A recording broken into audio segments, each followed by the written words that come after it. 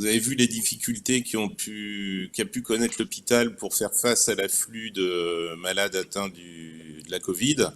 Ben nous, en médecine de ville, on était au premier rang, bien évidemment débordés par le tsunami, le terme est vraiment adapté, et surtout extrêmement désemparés parce que totalement démunis de tout moyen de réponse adapté à la demande.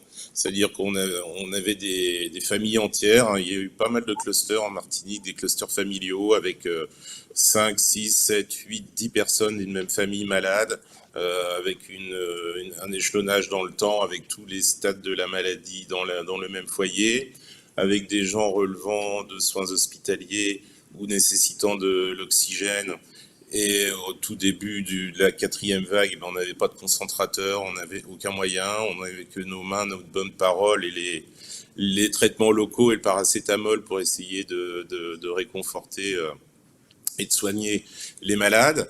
L'hôpital étant débordé, il fallait faire face, ce qui fait que la réanimation était pleine, les services hospitaliers faisaient de la petite réa, les urgences faisaient de l'hospitalisation, et là, les médecins de ville faisaient de l'hôpital à domicile, dans les campagnes, avec les moyens du bord, avec l'aide extrêmement importante des infirmières libérales qui ont joué vraiment un rôle particulier, puisque devant l'importance, le nombre de malades, l'effectif médical était notoirement insuffisant, et ce sont les infirmières qui ont été notre bras armé, qui ont été d'un dévouement assez remarquable et qu'il faut féliciter, qui passaient évaluer les malades, qui nous passaient des bilans ou au cabinet ou aux médecins libéraux régulateurs au SAMU. Enfin, il y a tout un système qui s'est mis en place.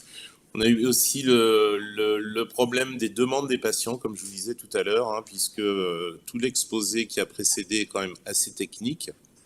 Donc, quand vous n'êtes pas un peu du domaine de la santé, vous recevez plein d'informations et vous ne savez pas forcément bien les interpréter, et vous trouvez personne pour vous répondre puisque tout le monde est au travail, ce qui fait que on n'a pas encore parlé des traitements, mais on avait des demandes de traitements hospitaliers à domicile faites par les patients, des traitements qui n'avaient pas fait leurs preuves, donc si vous êtes un médecin responsable, vous ne faites pas d'expérimentation sur vos patients, donc il vaut mieux s'abstenir que de traiter à mal à propos.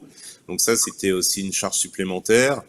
Et je vous dis, le plus compliqué était l'impossibilité d'adresser nos patients dans les services hospitaliers qui étaient saturés, ce qui fait que nous avons fait des accompagnements de fin de vie à domicile, encore une fois avec les moyens du bord, avec bien sûr un travail ville-hôpital assez novateur et assez proche, où on avait des protocoles d'assistance aux personnes qui n'allaient pas bien, qui ne pouvaient pas être hospitalisées.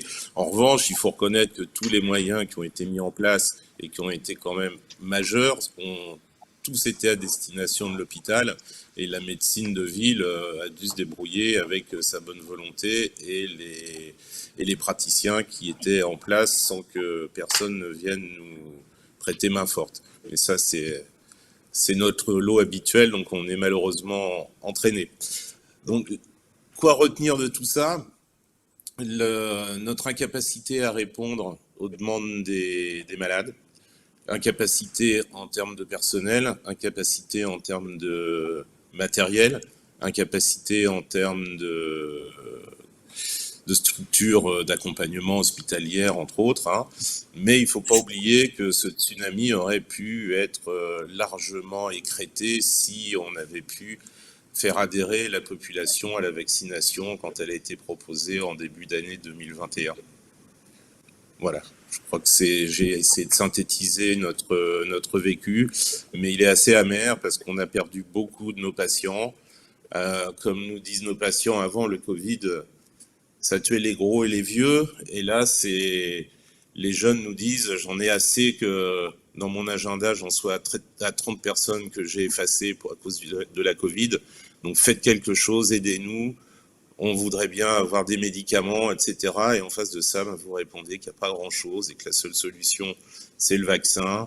Et je pense que ça, ce sera le propos un petit peu ultérieur dans le webinaire. C'est toute la problématique de l'acceptation et de la mise mise en place du vaccin contre la Covid aux Antilles.